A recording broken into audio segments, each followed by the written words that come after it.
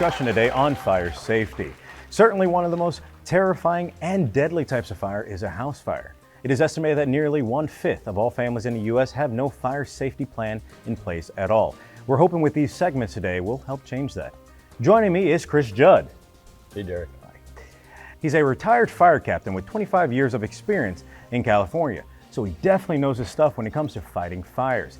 He's here today to discuss the methods of how to escape and even prevent a catastrophic house fire from happening. Welcome to the program, Chris. Thank you so much.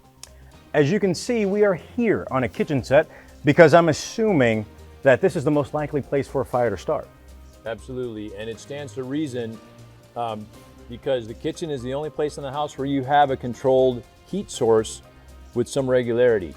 And then all too often, because life gets in the way, next thing you know, it's an uncontrolled heat source and you've got a blaze that's getting out of control quickly and surely. What's the best way you've got, as you said, a heat source that has spun out of control? What's the best way to get out of that situation safely? The first way, I can't overemphasize how important it is to have early detection. And that means you need to have smoke detectors throughout your house that you know are going to work, that have a good battery backup in the hallways, outside of the bedrooms, in the bedrooms themselves, because early detection allows you to catch the fire when it's small and still controllable. And if you have children or elderly family members who are not physically able, you want to help them get out as well. Yes, absolutely. First off, you have to be able to recognize if the fire is a size that you can control or mitigate. And once you recognize that the fire looks too big, you've only got one choice. You need to get out, you need to find the closest door or window, get low below the smoke where the air is clear and you can still see, and just find a safe path to exit. Time and time again, you read statistics from FEMA and other sources. The latest FEMA statistic is 2,600 house fires a year result in a fatality, and that's just way too many. Wow, so yes, having a plan to get out is very important. Now, there are cases where before a fire gets to the point of evacuation, there are steps that you can take in order to prevent a fire from spreading and becoming a real emergency. That's right, but the key is it has to be caught early, because once a fire is too big for home suppression or fire elimination techniques, then your only option is just to get out to safety. Okay, let's talk about fire suppression techniques. As we said, we're in a kitchen where a lot of house fires tend to start. Yes, we see it time and time again. Your homeowner is there working in the kitchen, and next thing you know, they get distracted, life gets in the way, and suddenly it goes from a fire that's in the pan, in control, to suddenly it's out of control. And yes, there's a whole bunch of different ways that you can combat that fire effectively, but you have to be able to recognize what they are, what type of fire it is.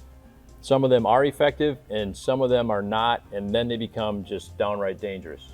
Well, hopefully we don't have to deal with any of the dangerous ones. That's because we brought in a volunteer. Her name is Mindy. Come on in, Mindy. Hello. Nice to meet you. Hello, Mindy. Hi, thank you for having me. Mindy has agreed to test these methods of putting out a small fire here in real time so that we can see how effective each one is. I'm happy to be here. Our first method is placing a lid on a fire if it's in a pan. Okay, heard about that. All right, I see this on social media all the time. If you have a pan fire, all you have to do is just put a lid on it. Right. All right, here we go. Okay. Seems simple enough. Okay. Or yeah, like which one? Okay, that's definitely too small. Okay, there's still. Oof. It's not always obvious, huh? No, it's not. I know my kitchen cabinets at home often have several different lids, several different sized pans. And in this case, obviously the first one wasn't quite big enough. So it's not always the right idea. Yeah. All right, let's talk about baking soda. Everybody's grandma's favorite method of extinguishing a kitchen fire, right? Yeah, my grandma has told me about baking soda. See, I mean, case in point. So we happen to have some baking soda right here. It is usually pretty effective. Let's give it a whirl and see how it works here in our test kitchen. All right.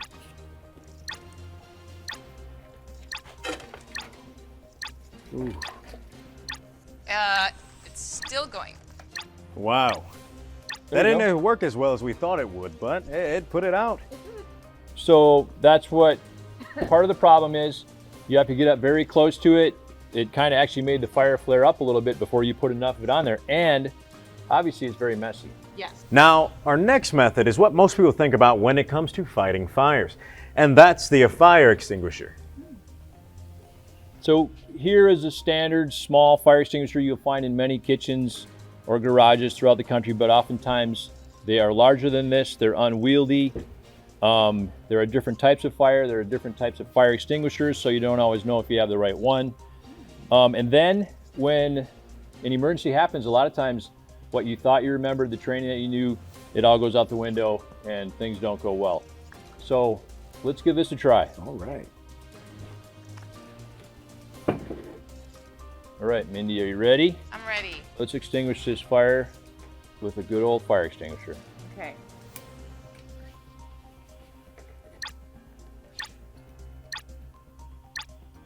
Oh, I forgot. Okay, it's been forever since I've used one of these. Ho, ho, ho, ho. Wow. Now that was smoky and dusty. Yes. Jeez. Pretty darn good, right? It went out, but look at the fog all over everything here in the studio. Imagine if this was your own little kitchen at home. Yes, it's a little bit of a respiratory irritant. It won't hurt you, but it's a mess. Yeah. Certainly is. Okay, let's talk about one final method. There are some newer ways to put out fires. Yes, there are many new fire safety products out there. They've been designed by firefighters and fire safety experts. One of them is a product called the Prepared Hero Fire Spray. This is a new product that's out there on the market and very effective. And we're gonna let Mindy give it a whirl today. All right, Mindy. Chris is going to start another fire. All right, are you ready? I'm ready.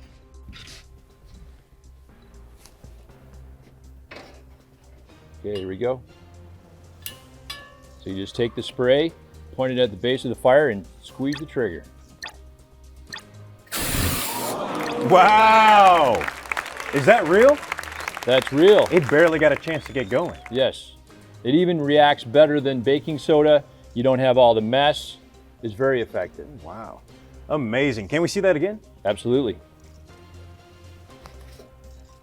Works so quickly that the pan's not even warm. Are you ready, Mindy? Yeah. Oh, here, let's use a new can. Okay. Take this one back.